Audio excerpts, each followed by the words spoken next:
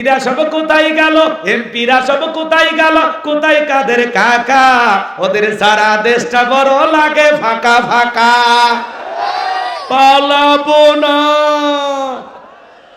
পালাবো না পালাবো না, চাই না তাদের দেখা, ওদের সারা দেশটা বড় লাগে ফাঁকা ফাঁকা। আইন মন্ত্রী আটকে গেল আইনেরই ফাঁকে, দাড়ি সারা দরবেশটারে ভণ্ড ভণ্ড লাগে। শুনেছি ভাই কত নেতা নেত্রী খাইতেছে ভাই ডান্ডা, বিচারপতি কালামানিকের ফাটিয়েছে নাকি আন্ডা। এটা আমার খবর না, মিডিয়ার খবর। এই বিচারপতি শামসুদ্দিন মানিক আল্লামা সাইদি হুজুরকে মৃত্যুদণ্ডের রায় দিয়েছিল। আমরা বলতে চাই ওই একই ট্রাইব্যুনালে বিচারপতি মানিককেও মৃত্যুদণ্ডের রায় দিতে হবে।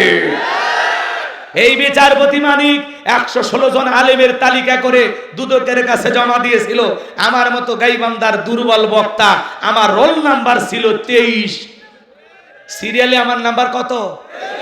আপনারা চেনেন না, ওরা ঠিকই চেনে। কথা কয় না কেন? যারা আলেমের তালিকা করেছিল, আজকে আমরা তালিকা ছাড়া ওরা ভিতরে ঢুকছে, আমরা তখন তালিকা শুরুই করিনি। কথা কন না, কথা কন না। এই বিচারপতি মানিক এরা ছিল বিগত সরকারের 5 গোলাম। এরা তাদের ইশারায় বিচার কার্য পরিচালনা করত। এরা যদি ন্যায় বিচার করত, আজকে বিচারককে দুনিয়ার বিচারের কাঠ গড়ায় দাঁড় হওয়া লাগতো। পলকের ঝলক গেল, পলকের ঝলক গেল, থামিয়ে নেটের চাকা, ওদের সারা দেশটা বড় লাগে ফাঁকা ফাঁকা। কোথায় গেল সংসদেতে মমতাজের গান, কোথায় গেল হযরত বলা স্বামী ওসমান। 70 রাকাত তাহাজ্জুদ পড়তো। কথা কন না কেন? নিজেকে বিরাট বড় আল্লাহর ওলি দাবি করতো, মাইক পেলে বলতো খেলা হবে, খেলা হবে। আজকে পুরো বাংলাদেশের মাঠ পড়ে আছে, কিন্তু শামীম ওসমানের মতো খেলোয়াড় না। আসেন খেলা হবে। কথা কোন ঠিক কিনা? আমার ভাইরা লম্বা হবে, লম্বা করব না। অনেক কথা বলার আছে। কষ্ট হয়েছে আপনাদের? বিরক্ত হয়েছে? তাহলে ইসলামের অবস্থা সবসময় ভালো থাকে। তামাম পৃথিবীর জালেমেরা ঐক্যবদ্ধ হয়েছে ইসলাম আর মুসলমানকে বিদায় করে দেওয়ার জন্য। কিন্তু বলেন তো বাজান, ওরা ষড়যন্ত্র করে মুসলমানকে কি বিদায় করতে পারবে? মুসলমানের সাথে আছেন কে? পাইছি বাজান। নবীর সম্মান মর্যাদা কত জানেন? এক জায়গায় ওয়াজ করতে গিয়ে বললাম, ভাই বলেন তো আমাদের নবীর নাম কি? বলে হুজুর আব্দুল কাদের জিলানী। পীর সাহেবের নাম মুখস্থ আছে, কিন্তু কপাল পোড়া রসুলের নামটা বলতে পারে না। এমন মুসলমান আজও আছে না না? নবীর সম্মান মর্যাদা কত জানেন? যে নবী হা বললে পুরো পৃথিবীবাসীর জন্য আল্লাহ পাক হালালে পরিণত করে দেয়, যে নবী না বললে পুরো পৃথিবীবাসীর জন্য আল্লাহ পাক হারামে পরিণত করে দেয়। জমিনের উপরে পথ চললে আসমানের মেঘ এসে ছায়া প্রদান করে। সুবহানাল্লাহ কোন? যে নবীর চেহারার উপরে মশামাছি পড়া হারাম। নবীজি ঘেমে গেলে আম্মা জেনারা রসুলের দেগের ঘামগুলো শিশির ভিতরে জমা রাখতেন। বিশেষ দিনে নবীজির দেগের ঘামগুলো সুগন্ধি হিসাবে ব্যবহার করা হতো। নবীজি থুতু মুবারক ফেলাইলে সেখান থেকেও সুগন্ধ বের হতো। সুবহানাল্লাহ বলবেন না? নবীর সম্মান মর্যাদা কত জানেন আমার ভাইয়েরা? যে নবী আসমানের চাঁদের দিকে সেরা করলে চাঁদ 2 টুকরো হয়ে যায়, জমিনে পা তুললে মাওলা পাকের আরশে আজিমে পৌঁছে যায়। আল্লাহ রাসূল যেদিন মেরাজে গিয়েছিলেন, পায়ের জুতা ছিল সেরা। কি জুতা? সেরা জুতা পরে গেছে। নবীজি জুতা খুলতে চায়, আল্লাহ বলে বন্ধু জুতা খোলা লাগবে। কত মোহাব্বত করেন আল্লাহ তার হাবিব মুহাম্মদ রাসূলুল্লাহ সাল্লাল্লাহু আলাইহি সাল্লামকে। সেই নবীকে যদি আমরা না চিনি, আমাদের চাইতে বড় কপাল পোড়া হতভাগা আর কেউ আছে নাকি? ছাগলের স্তনে দুধ নাই, রসুল যদি হাত লাগায় দিতেন দুধে পরিপূর্ণ হয়ে যেত। যে খাবার 3-4 জন মানুষ খাইলে শেষ হবে, ওই খাবারে রসুলের হাত লেগে গেলে শত শত মানুষ খাবার খেয়েও যেমন খাবার তেমনি থাকতো। সুবহানাল্লাহ কোন? সেই নবীর কাছে বেলাল, কথা মনে আছে? রসুলের মজেদার কথাগুলো নিয়ে যদি আলোচনা করা হয় কয়েকটা দিন চলে যাবে, তাও শেষ হবে না। আমার ভাইয়েরা দিল দিয়ে কথাগুলো বোঝার চেষ্টা করবেন। হযরত বেলাল ডেকে বলে, নবী গো আপনি কালেমার দাওয়াতে ইসলামের প্রচার প্রসার করেন, দয়া করে আমার কালেমা পড়ে মুসলমান বানায় দেন। বিশ্বনবী হযরত বেলালকে পড়া দিলেন, লা ইলাহা ইল্লাল্লাহু মুহাম্মাদুর রাসূলুল্লাহ সাল্লাল্লাহু আলাইহি ওয়াসাল্লাম। হযরত বেলাল কালেমা পড়ে মুসলমান হয়ে গেল। আমার নবী ডেকে বলে, বেলাল ইসলামের অবস্থা ভালো না, কালেমা পড়েছো আপাতত প্রকাশ করা যাবে না, কারণ এখন যে পরিবেশ, বেলাল কালেমা পড়েছো তুমি, এটা প্রকাশ করা যাবে না, কারণ ইসলামের অবস্থা এখন ভালো না। কথা কয় না, কথা কয় না। ইসলামের অবস্থা সবসময় ভালো থাকে না। আজও তাম পৃথিবীর দিকে তাকায় দেখেন, তাম পৃথিবীর জালেম আর বেঈমানেরা ঐক্যবদ্ধ হয়েছে ইসলাম আর মুসলমানকে বিদায় করে দেওয়ার জন্য। আজও ফিলিস্তিনের জমিনে মুসলমানের রক্ত নিয়ে খেলা করা হয়, আজও ভারতের জমিনে গরুর গোশত খাওয়ার অপরাধে মুসলমানকে হত্যা করা হয়, আজও কাশ্মীরে মুসলমানেরা মার খায়, আজও চীনের উইঘুরে মুসলমানেরা মার খায়। কথা বলেন ঠিক কিনা? মনে রাখবেন, নমরুদ ফেরাউনের পতন হয়েছে যেভাবে, আজকে যারা মুসলমানের রক্ত নিয়ে খেলা করে, ইসলাম আলাদের বিরুদ্ধে ষড়যন্ত্র করে, মনে রাখবেন নমরুদ ফেরাউনের চাইতে কঠিন পরিণতি তাদের জীবনে অপেক্ষা করতেছে। রাগ করতেছেন আপনারা? জালেমেরা কখনো চিরস্থায়ী হতে পারে, জালেমের শেষ পরিণতি পরাজয়। রাগ করতেছেন আমার কথা? এদেশের উপরে যারা জুলুম করেছিল বিগত 16 বছর, আজকে তারা আছে, বড় বড় কথা বলতে আছে।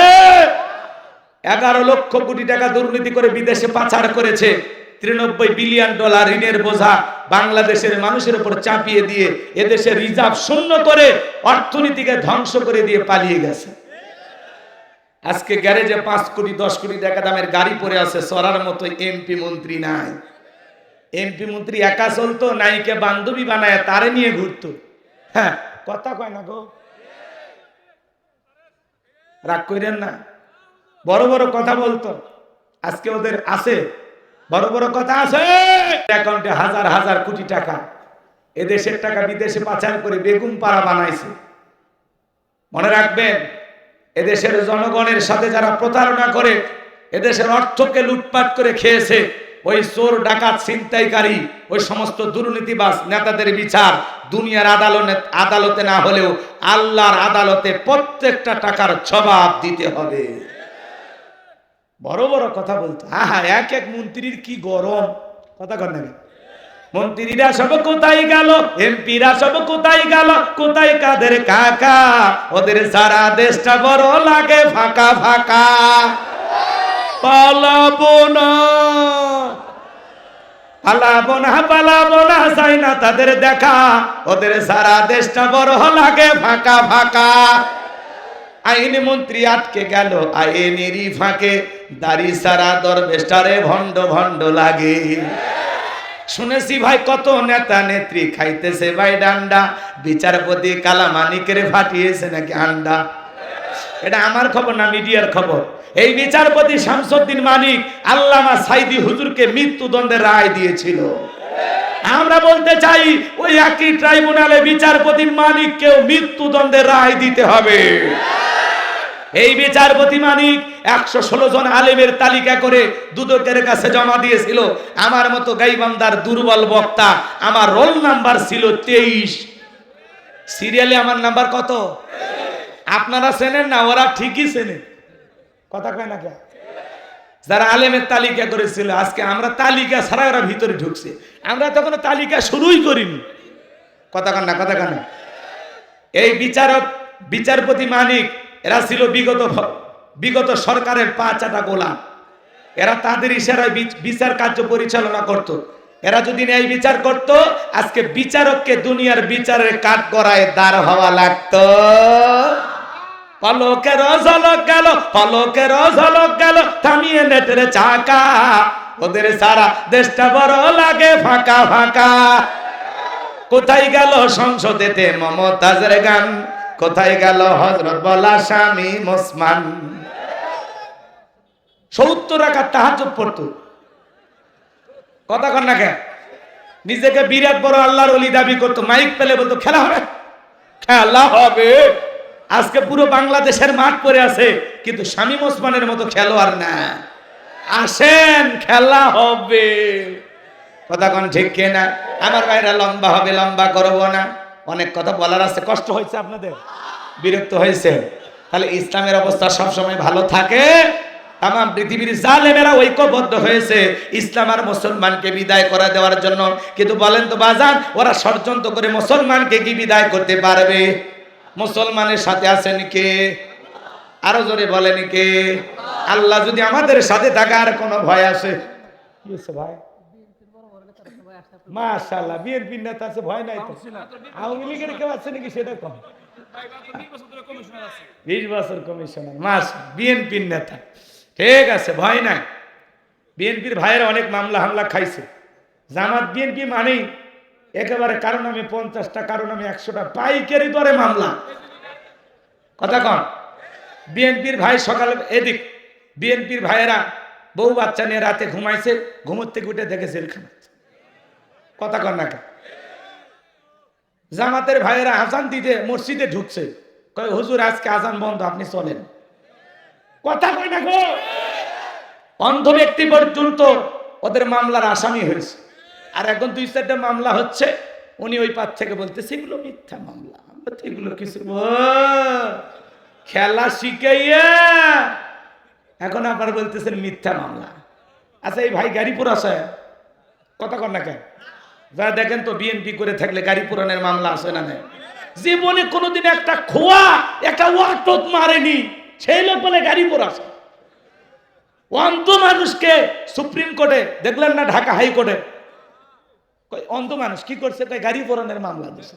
শয়তান পর্যন্ত এই কথা শুনে হাসে আর কয় এত বড় মিথ্যা কথা আমিও কোনোদিন বলিনি। অনেক জ্বালা মনের মধ্যে জমি আছে। দুঃখের বিষয় আপনারা সময় দিলেন না। দরকার নাই ওই পিরিতির কথা বাদ দেন। ওয়াজ 13 তারিখে শেষ হবে, 14 তারিখে যাব না, এটা শপথ নাকি ভাই? ঠিক। বিএনপির ভাইরা বলছে ঠিক, সামনে তো ওনাদেরই দিন আসতেছে। কথা কন ঠিক কিনা? ভাইরা আমার, সামনের দিকে যাই, যে কথা বলতে চাচ্ছিলাম গভীর মনোযোগ দিয়ে কথাগুলো শুনে যাক। এই জন্য তামাম পৃথিবীতে মুমিন মুসলমানের বিরুদ্ধে ষড়যন্ত্র করবে যারা, আজও কাল হোক পরাজিত হবে তারা। মুসলমানের বিরুদ্ধে ষড়যন্ত্র করে কোনোদিন সফল হওয়া যাবে? নির্যাতন করতে করতে করতে করতে এমন এক জায়গায় যায় বলে দেবে আমি আল্লাহকে বলে দেব। ওই যে সিরিয়ার শিশুর কথা মনে আছে? কি বলেছিল? আমি আল্লাহকে বলে দেব। আল্লাহকে ঠিকই বলে দিয়েছে, কবুল হয়ে গেছে। সিরিয়ার 24 বছরের নেতা বাশার আল আসাদ ক্ষমতা রাইখা পালিয়ে গেছে। স্বৈরাচাররা কিন্তু এখন পালাচ্ছে খালি। কি দিন এসে গেল! বাংলাদেশের আন্দোলন দেখে সবাই এখন শিখতেছে। কথা কোন ঠিক কিনা? আমার ভাইরা সামনের দিকে যায়, আমি যে কথা বলতে চাচ্ছিলাম গভীর মনোযোগ দিয়ে শোনেন। হযরতে বেলাল দেখে বলে নবী আমার জীবনের কোনো দাম নাই। আমার মনে বোমাইকে বলেছিলাম উর্দুম্বা ছাগল পেশাব পায়খানা করে দেয়, এই ঘরে থাকতে আমার বড় কষ্ট হয়। ওমাই ডেকে বলে বেলাল রে, উর্দুম্বা ছাগলের দাম আমার কাছে আছে, কিন্তু তোর মতো কালো হাফসি বেলালের দাম আমার কাছে নাই। জোরে কন্যা উযুবিল্লাহ। নবী আপনি শুধু দোয়া করে দেন মৃত্যু পর্যন্ত যেন কালেমার পথে টিকে থাকতে পারি। এই কথা বলে হযরতে বেলাল চলে গেলেন। পরের দিন সকালবেলা সূর্য উদয় হয়ে গেছে, অনেকটা বেলা হয়ে গেছে। হযরতে বেলাল দরজা খোলে না। অন্যান্য চাকর যারা আছে নালিশ নিয়ে চলে গেছে ওমায়ের কাছে, যা বলি নেতা এখন পর্যন্ত বেলাল দরজা খোলে নাই, তাই নাকি? বলে হ্যাঁ চলো যাই। দরজায় ডাক দেয়, বেলাল দরজা খোলো। হযরতে বেলাল দরজা খোলে না, জোরে করে ধাক্কা মারছে, দরজা খুইলা গেছে। এইবার ওমায়ে তাকায় দেখে যেই রাত্রিতে হযরত বেলাল কালেমা পড়ে মুসলমান হয়েছে, ওই রাত্রিতে একটা হুদ্দুম্বা ছাগলের কাছে কোনো পেশাব পায়খানা নাই। জোরে কোন মারহাবা।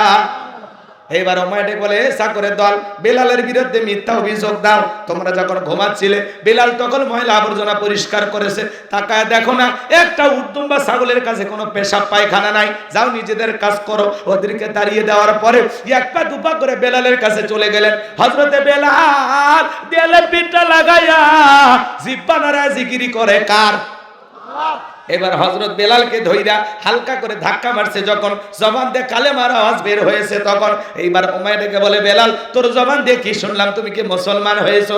হযরতে বেলাল দেখে বলে মুসলমান হয় যারা মিথ্যা কথা বলতে পারবে না তারা। ওয়াকুলু কাওলান সাদীদা।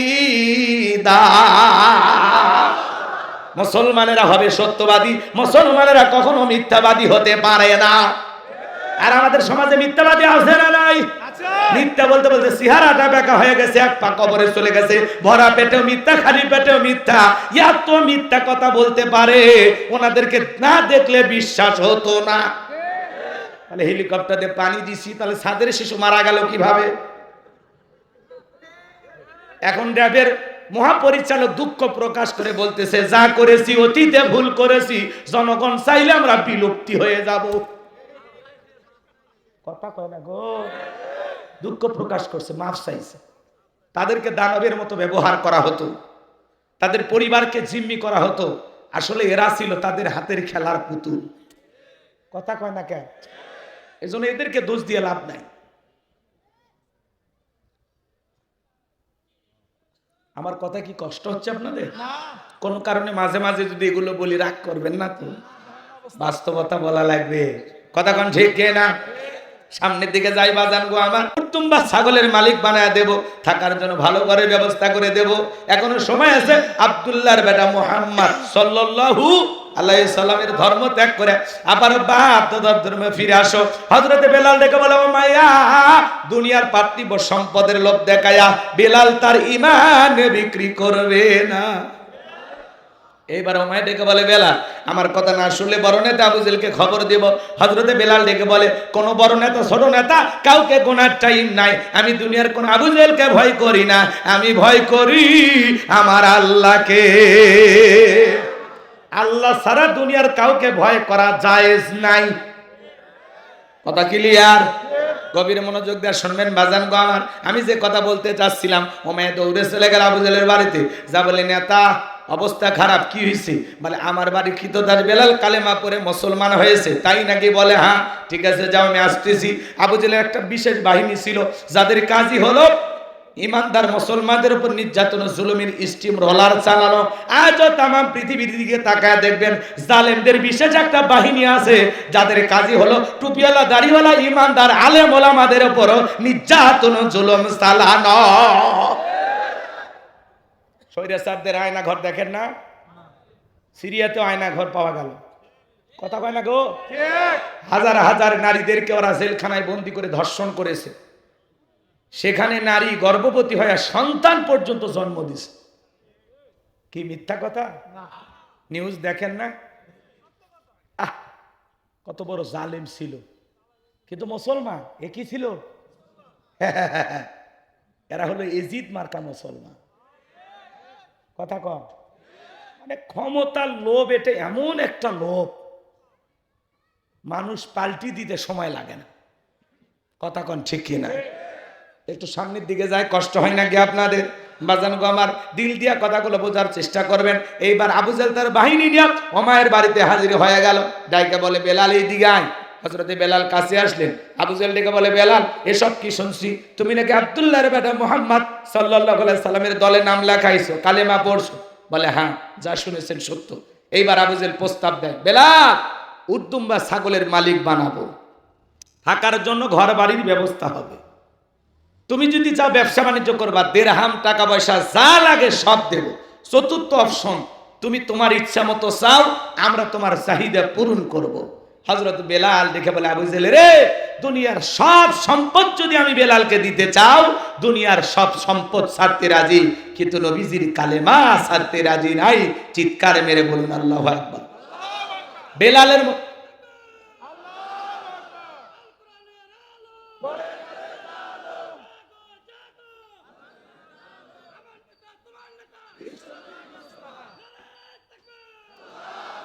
অনেকে ঠান্ডা লাগছে, আওয়াজ বের হয় না। না, আমার যুবক ভাই তাকবীর দিলে পছন্দ হয় না, তাহলে আওয়াজ জোরে বলে লিল্লাহি তাকবীর। হ্যাঁ, কষ্ট হয়, কষ্ট হয়। আমার ভাইয়েরা, যে কথা বলতে চাচ্ছিলাম, বেলালের মতো যারা খাঁটি ইমানদার, এরা টাকার কাছে বিক্রি হবে না। কিন্তু মুনাফিক মার্কা মুসলমান যারা, টাকার কাছে বিক্রি হবে তারা। টাকা যেই দিকে ওদের ফতুয়া সেই দিকে, টাকার জোরে ওদের ফতুয়া ঘোরে। টাকা পাইলে বৈধকে অবৈধ বলে চালিয়ে দেয়, আর অবৈধকে বৈধ বলে চালিয়ে দেয়। এক প্যাকেট বিরিয়ানি পাইলে কয়, ম্যাডাম আপনি জান্নাতি। কথা কয় না গো, এরকম ছিল কি না? বুঝে নেওয়া লাগবে বাজান, যে কথা আমি বলতে চাই। এজন্য বেলালের মতো খাঁটি ইমানদাররা টাকার কাছে বিক্রি হবে না, কিন্তু মুনাফিক মার্কা মুসলমান যারা টাকা পাইলে বাতিলের পা ছাড়বে তারা। চলেন সামনের দিকে যায়। এইবার আবু জাহেল ডেকে বলে, বেলাল সোজা আঙ্গুলে ঘিউ না উঠলে আঙ্গুলে একটু বাঁকা করা লাগবে। এই কথা বলে যুবকদেরকে লিলিয়ে দিল। চাবুক দিয়ে পিটানো শুরু হয়ে গেল। চাবুক দিয়ে পিটাইতে পিটাইতে কালো চামড়াগুলো ফেটে রক্ত জোড়া শুরু হয়ে গেল। এরা যত জোরে চাবুক মারে, বেলাল তত জোরে আল্লাহর নামের জিকির করে। ইসলামের প্রথম মুয়াজ্জিন বেলাল, পিঠটা ফেটে রক্ত ঝরতেছে। আবু জেহেল বলে, বেলাল মারতে মারতে রক্ত বের করে ফেলে দিলাম, তারপরও কি নবী মুহাম্মাদের কালেমা ছাড়বি না? হযরতে বেলাল ডেকে বলে, আবু জেহেল রে, মারতে মারতে যদি মেরেও ফেলে দাও, আমি আমার জীবন দিতে রাজি, কিন্তু নবীজির কালেমা ছাড়তে রাজি নাই। আল্লাহু আকবার, আল্লাহু আকবার। ইমানের পাওয়ারটা কেমন দেখেন।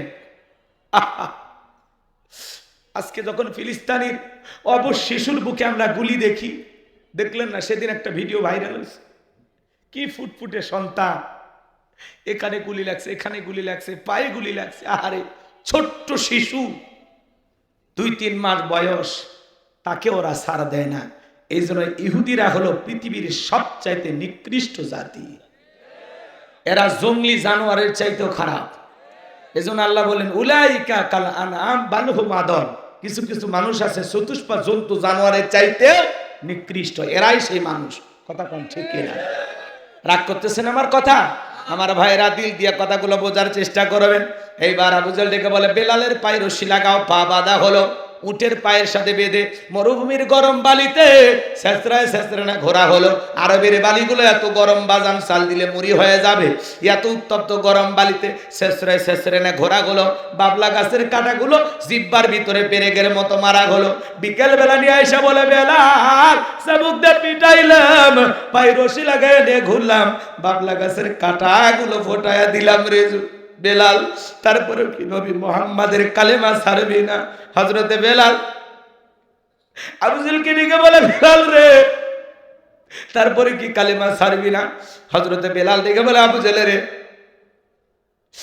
আমার উপর নির্যাতন জুলুম চালাইতে চালাইতে যদি তুমি আমাকে মেরেও ফেলে দাও, বেলালের নিঃশ্বাস থাকবে যতদিন, বেলাল কালেমার পথে টিকে থাকবে ততদিন।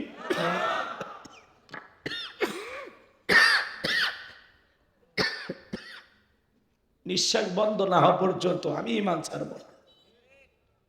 আমার ভাইয়েরা, কি নির্যাতন জুলুম করার পরে আবু জাহেল আবার বলতেছে, এই যুবকেরা যাও, কয়েকজন মিলে বড় একটা পাথর নিয়ে এসে বেলালের বুকের উপরে চাপায় দাও। কয়েকজন যুবক মিলে বিশাল বড় একটা পাথর নিয়ে এসে হযরতে বেলালের বুকের উপরে চাপায় দিলেন। হাত পা বেঁধা বেলালের বুকের উপরে পাথর। আবু জাহেল ভাবলো এই পাথরের চাপার আঘাতে বেলাল মারা যাবে। আমার ভাইয়েরা, হযরতে সুমাইয়ের কথা আপনারা শুনেছেন।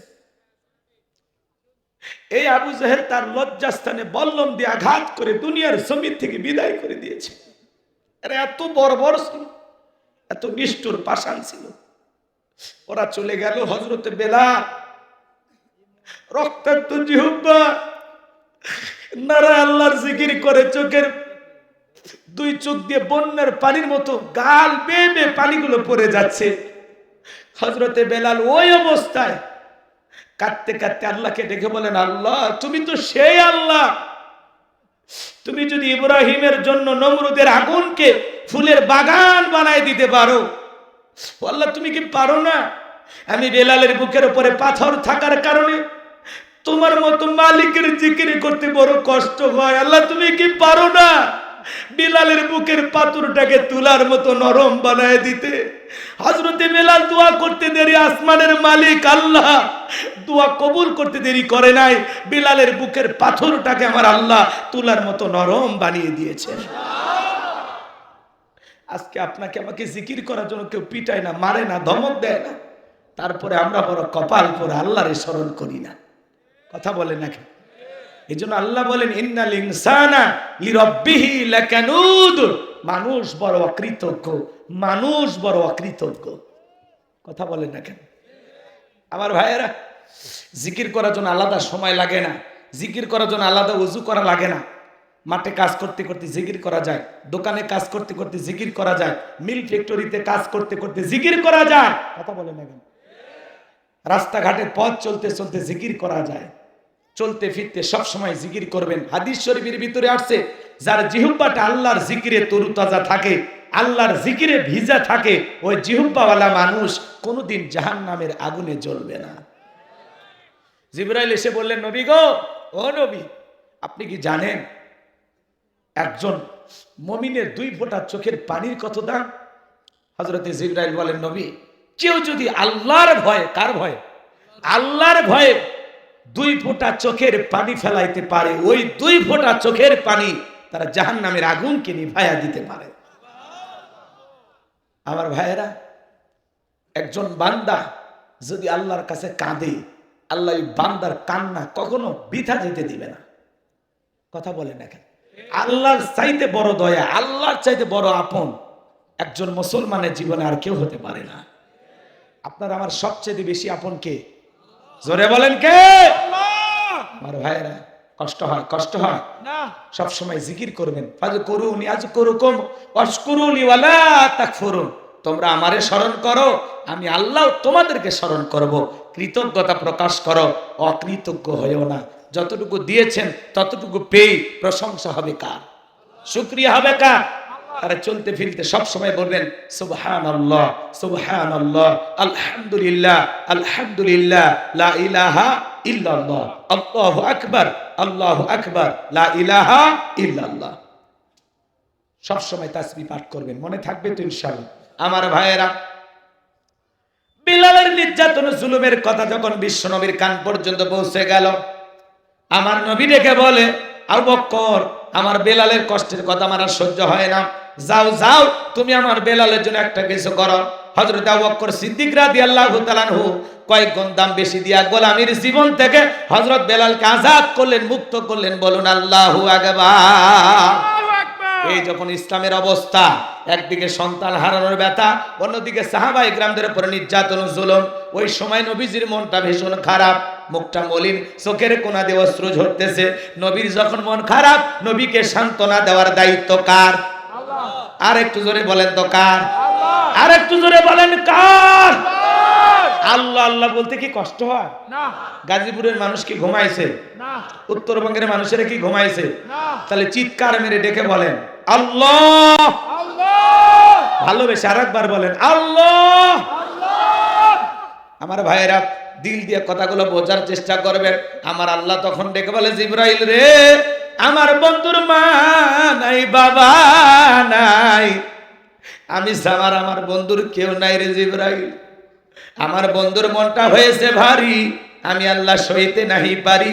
লাহু মাহফুজ থেকে সূরা কাউসার নিয়ে যায়া আমার বন্ধুর উপরে নাজিল কর তাড়াতাড়ি। আল্লাহু আকবার। আমার নবী ডেকে বলে, আনাস, আমার মনটা কেন খারাপ, কান্না করার কারণ তোমরা জানো, কিন্তু আমার মুস্কি হাসি দেওয়ার কারণ হলো আমার সমস্ত ব্যথা, কষ্ট, দুঃখ, দুর্দশা ভুলে দেওয়ার জন্য আমার আল্লাহ পাক আমার উপরে এই মাত্র জিবরাইলের মাধ্যমে সূরা কাউসার নাজিল করলো। বলুন আল্লাহু আকবার। নবীজি তখন আনন্দে আত্মহারা হয়ে সাহাবায়ে কেরামদেরকে শোনায়া দিলেন। জবান ছেড়ে সবাই আরেকবার তিলাওয়াত করুন।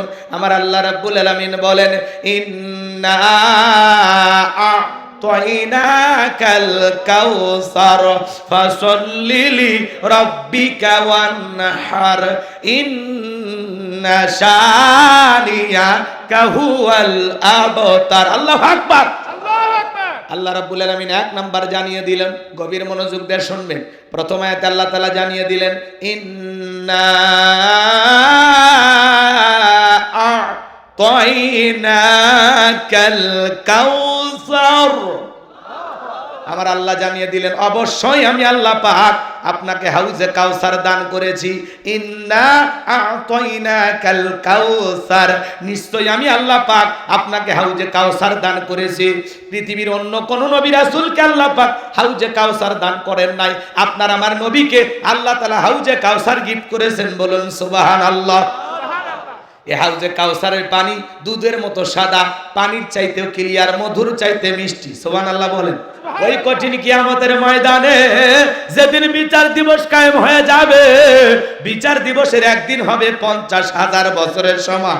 যেদিন বেঈমানদের জিহ্বাগুলো ঝুলে আসবে নাভি পর্যন্ত, যেদিন সূর্য সোহাগ মাথার উপরে চলে আসবে, যেদিন পাহাড় পর্বত নদী নালা খাল বিল বিল্ডিং ইমারত গাজীপুর রাজধানী সিটি ঢাকা কোনো কিছু থাকবে না। কুল্লুমান আলাইহা ফান, এই পৃথিবীর জমিনে যা কিছু দেখতেছেন আল্লাহ তাআলা সব কিছু ধ্বংস করে দেবেন। কথা বলেন ঠিক কিনা? ওই কঠিন কিয়ামতের ময়দানে যেদিন মা তার সন্তানের পরিচয় দিবে না, স্বামী স্ত্রী পরিচয় দিবে না, ভাই ভাইয়ের পরিচয় দিবে না, যেদিন আল্লাহর আরশের ছায়া ছাড়া আর কোনো ছায়া থাকবে না, আল্লাহর আরশের নিচে শাস্তিরণীরা মানুষকে আল্লাহ পাক যাচাই বাছাই করে ছায়া প্রদান করবেন। এটা হলো কিয়ামতের ময়দানে আল্লাহ তৈরি করা ভিআইপি গ্যালারি। এখান থেকে আল্লাহর প্রিয় গোলামেরা কিয়ামতের ফাইনাল খেলা উপভোগ করবেন। আল্লাহু আকবার। মানুষ দলে দলে নবীজির কাছে যাবেন হাউজে কাউসারের পানি পান করার জন্য। আমার ভাইয়েরা, কিছু মানুষের সামনে আল্লাহ তাআলা পর্দার আবরণ তৈরি করে দেবেন। আমার নবী তখন ডেকে বলবেন, আল্লাহ সংখ্যায় আমি আমার অনেক উম্মতকে দেখতে পাইলাম, কেন জানি সংখ্যাটা কমে গেল, বুঝতে আমি পারলাম না। আমার আল্লাহ ডেকে বলে, বন্ধু আপনি তো পাইকারি দরে সবাইকে হাউজে কাউসারে পানি পান করাইতে পারবেন না। দুনিয়ার জীবনে দুইটা অপরাধ করেছিল যারা, হাউজে কাউসারের পানি আজকে পাবে না তারা। কয়টা অপরাধ? জোরে বলেন বন্ধু, কয়টা? কষ্ট হয় আমার কথা। দুইটা অপরাধ কি কি জানার দরকার আছে না নাই? গভীর মনোযোগ দিয়ে শোনেন। নবী যে হাউজে কাউসারে পিয়ালা নিয়ে দাঁড়িয়ে আছেন, এদিক খেয়াল করেন, এদিক খেয়াল করেন। হযরত আবু বকর পিয়ালাগুলো ভরায়া দিবেন। শুনছিলেন? কোনদিন শুনছিলেন? কে পিয়ালা ভরায়া দিবে? আবু বকর। মাঝখানে দাঁড়িয়ে থাকবেন হযরত ওমর। শোনেন, আবু বকরের হাত থেকে নিয়ে হযরত ওমর নবীজির হাতে দিবেন। আর নবীজি তার আদরের উম্মতদেরকে খুঁজে খুঁজে রাসূল নিজের হাতে হাউজে কাউসারের পিয়ালার পানি পান করায় দিবেন। সুবহানাল্লাহ। আসতে না জোরে? অনেকে সুবহানাল্লাহ কয় না। সকাল 9টার পরে বউকে সাথে নিয়ে বললেন, কি কষ্ট হয়? রাসূলের হাতে হাউজে কাউসারের পানি পান করতে চান? কারা কারা হাত তুলে দেখেন। সবাই পান করতে চান? হাউজে কাউসারের পানি পান করতে গেলে কাজ করতে হবে দুইটি। জোরে বলেন কয়টি? হাত নামা, খালি কইলে হবে না, প্রমাণ দেওয়া লাগবে। কথা কন, কথা কন। আমি যদি আপনাদের কাছে কিছু চাই, দেবেন না? ইনশাআল্লাহ দেবেন না? ইনশাআল্লাহ। মুসাফিরের হাত খালি হাতে ফেরত দেবেন? না। খালি হাতে ফেরত দেবেন? না। আমার ওয়াজ চলবে, আমি এদিক সেদিক যাব না, শুধুমাত্র ডান হাতটা পকেটের ভিতর ঢুকে দিয়ে আল্লাহর হস্তে 20টা টাকা হলে আমার কথা শুনে দেবেন। 50, 100, 200, 500 যা পারেন ছেলে পেলে আপনাদের মাঝে যাবে। আমি গাইবান্ধার মানুষ, একজনও উঠবেন না। আমার এই পয়েন্টগুলো আমি শেষ করে যদি সময় আরেক ব্যক্তিদের তালিকা আমাদের নামগুলো লিখে নেন। জোরে বলেন আমিন।